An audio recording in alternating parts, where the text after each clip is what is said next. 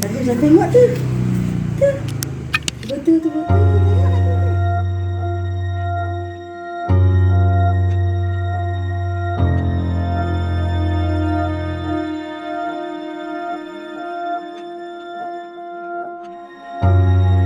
Sudarlun Ahmad Saleh Selian, balita asal desa Simpang 4, Kecamatan Lawi Bulan, Kabupaten Aceh Tenggara, diduga mengalami gizi buruk. Kondisi tubuh balita 7 bulan ini tampak berbeda dari balita normal seusianya. Sadimah Ibu Ahmad kepada serambinews.com Jumat 6 November 2020 mengatakan saat dilahirkan bobot anaknya seberat 2 kg, sehingga anak bungsu dari 5 bersaudara itu sering sakit-sakitan.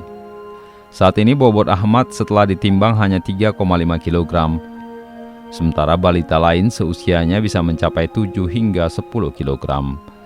Sadimah mengaku tidak ada biaya pengobatan, terlebih imbas pandemi COVID-19 berdampak pada perekonomian keluarganya yang semakin tak stabil. Demam, 2 hari ini cuman baru nggak demam.